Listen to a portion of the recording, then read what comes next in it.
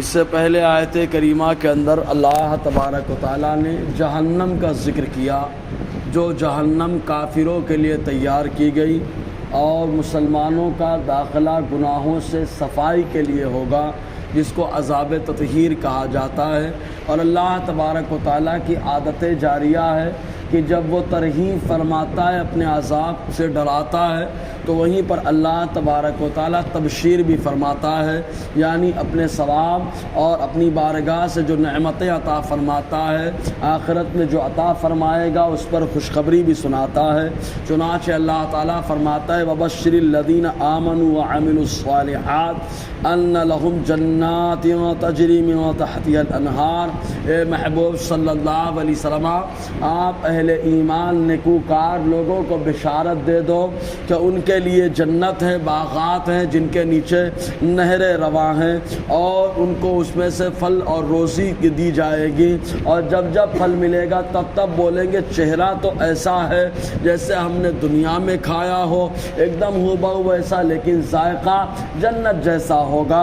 اب اس میں حکمت کیا ہے انشاءاللہ اس وقت گفتگو رہے گی۔ تو اللہ تعالیٰ فرماتا ہے محبوب خوشخبری دے دو، وَبَشِّرِ الَّذِينَ آمَنُوا، ان لوگوں کو جو ایمان لائے۔ ایمان کیا ہے اس پر روشنی ڈالی گئی۔ وَعَمِلُوا الصَّالِحَاتِ، اور نیک کام کیے۔ کتنے نیک کام کیے اس کا ذکر نہیں کیا گیا، اس لیے کہ ہر آدمی کے اوپر اللہ تبارک و تعالیٰ نے جتنی طاقت دی ہے اتنا نیک کام کرنا فرض اور ضروری ہوتا ہے، جتنی طاقت ہے۔ اس لیے بہادر وہ نہیں ہوتا جو جسمانی اعتبار سے طاقتور ہو، بلکہ بہادر وہ ہوتا ہے جو نیکیوں میں طاقتور ہو۔ جس کے پاس نیکیاں زیادہ ہو تو وہ بہادر اور طاقتور زیادہ کہلاتا ہے، اور جو جسمانی اعتبار سے طاقتور ہو وہ رب کی بارگاہ میں طاقتور نہیں ہوتا۔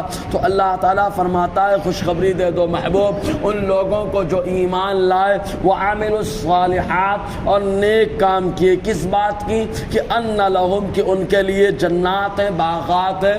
جنت کو اللہ تبارک و تعالیٰ نے اس انداز میں سنوارا کہ اگر وہاں ذرہ برابر بھی دنیا دار دیکھ لے تو فتنے میں مبتلا ہو جائے، ایسی خوبصورتی اللہ تعالیٰ نے جنت کو عطا فرمائی۔ اور حدیث پاک میں آیا، علامہ اسماعیل حقی علیہ رحمۃ الرضوان یہ روایت نقل کرتے ہیں کہ جب جنتی جنت کے اندر جائے گا تو ایک جنت کے اندر جب داخل ہوگا تو وہ کیا دیکھے گا کہ 70,000 باغات ایک جنت کے اندر ہے، اور ہر باغ کے اندر اللہ تبارک و تعالیٰ نے 70,000 درختوں کو رکھا ہے، اور ہر درخت کے اندر اللہ تعالیٰ نے 70,000 پتے رکھے ہیں، اور ہر پتے پہ اللہ تعالیٰ نے یہ لکھا دیا ہے لا الہ الا اللہ محمد الرسول اللہ صلی اللہ علیہ وسلم امت مذنبۃ و رب غفور۔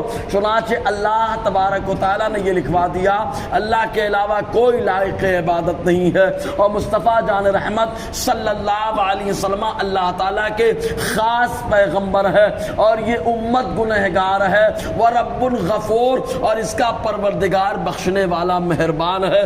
اللہ تعالیٰ نے ہر پتوں پر لکھا رکھا ہے۔ اس انداز میں جنت کا معاملہ، اور جب بندہ جنت میں جائے گا تو اس کی خوبصورتی کی کیا کہنے، تمام جنتیوں سے کوئی باہر آنے کی خواہش نہ کرے گا سوائے ایک جنتی کے۔ یہ وہ جنتی ہے جس کو شہید راہ خدا کہا جاتا ہے، کہ رب تعالیٰ ارشاد فرمائے گا کہ کیا تو نے میری جنت میں ساری نعمتیں پالی؟ تو شہید راہ خدا کہے گا مولا ساری نعمت تو مل گئی، لیکن وہ لذت جو تیری راہ میں گردن کٹوانے کے وقت ملی تھی وہ لذت یہاں پر نہیں مل رہی ہے۔ اے کاش دوبارہ دنیا میں آتا اور وہ لذت پھر ایک بار پا لیتا۔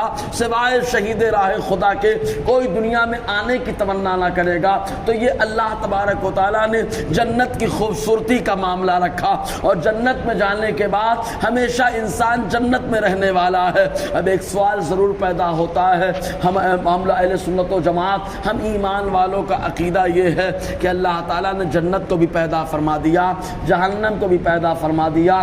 چنانچہ یہی وجہ ہے کہ جب حضور صلی اللہ علیہ وسلم نے ہرقل بادشاہ کو خط لکھا اور ارشاد فرمایا کہ ایمان لے آ، جنت میں داخل ہو جائے گا۔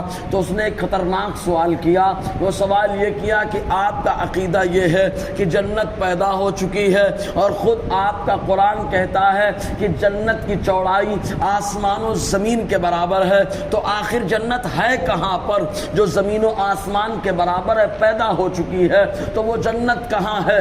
تو حضور صلی اللہ علیہ وسلم کی بارگاہ میں جب یہ سوال پہنچا تو آقا علیہ السلام کو اللہ تعالیٰ نے حکیم مطلق بنایا۔ بڑا حکیمانہ جواب آقا نے عطا فرمایا، وہ یہ کہ حضور فرماتے ہیں دیکھو دنیا اور رات اور دن دونوں پیدا ہو چکے ہیں، رات کو بھی اللہ نے پیدا فرمایا، دن کو بھی، اور جب رات آتی ہے تو دن چھپ جاتا ہے اور جب دن آتا ہے تو رات کو اللہ تعالیٰ چھپا دیتا ہے۔ مطلب یہ ہے حضور نے ارشاد فرمایا کہ دنیا بھی پیدا ہے، جنت بھی پیدا ہو چکی ہے، لیکن جب دنیا کا نظام جب تک قائم ہے جنت پوشیدہ ہے، اور جب دنیا کا نظام ختم ہو جائے گا اللہ تبارک و تعالیٰ جنت کو ظاہر فرما دے گا۔ جیسے رات جب تک ہے دن کو اللہ تعالیٰ چھپا دیتا ہے، اور جب تک دن ہوتا ہے اللہ تعالیٰ رات کو چھپا دیتا ہے، ویسے ہی جب تک دنیا کا نظام ہے جنت کو پوشیدہ رکھا ہے، اور جب تک دنیا کا نظام جب ختم ہو جائے گا اللہ تعالیٰ جنت کو ظاہر فرما دے گا۔ تو اللہ تعالیٰ فرماتا ہے ان کے لیے جنت ہے تجری من تحتها الانہار، جن کے نیچے نہریں رواں ہیں۔ کن چیزوں کی نہر ہے؟ دریا ہے، پانی کا دریا ہے جسے انسان پیے گا، شہد کا دریا ہے جسے انسان فائدہ اٹھائے گا، دودھ کا دریا ہے جس کو جنتی جو ہے فائدہ اٹھائے گا، شراب طہور کا دریا ہے جس پہ نہ ناپاکی ہوگی اور نہ بدبو ہوگی نہ نشہ ہوگا، بلکہ پینے والا جب پیے گا تو لذت آئے گی، سرور آئے گا اور خوشبو بھی محسوس ہوگی۔ اس طریقے سے شہد، پانی، دودھ اور شراب طہور کا دریا اللہ تعالیٰ نے جنت میں ظاہر فرما دیا۔ اور یہ اللہ تعالیٰ کی قدرت کی نشانی ہے کہ اللہ تبارک و تعالیٰ دودھ جب دیتا ہے تو کسی مادہ کے ذریعے سے دیتا ہے دنیا میں، لیکن جنت میں دے گا تو اپنی قدرت سے پیدا فرما کے دریا بہا کے دے رہا ہے۔ اور شہد جب دیتا ہے تو شہد کی مکھی کے ذریعے سے دنیا میں دیتا ہے، لیکن جنت میں دے گا تو اپنی قدرت کا اظہار فرمائے گا، شہد کا دریا بہا کر کے اللہ تعالیٰ دے رہا ہے۔ یہ اللہ تعالیٰ کی قدرت کی عظیم نشانیاں بہرکیف۔ تو جنت میں جب جائے گا انسان تو کیا کھائے گا، کیا انداز ہوگا، انشاءاللہ اس پر گفتگو رہے گی۔ اللہ تعالیٰ فیضان قرآن برکات قرآن سے مالا مال فرمائے۔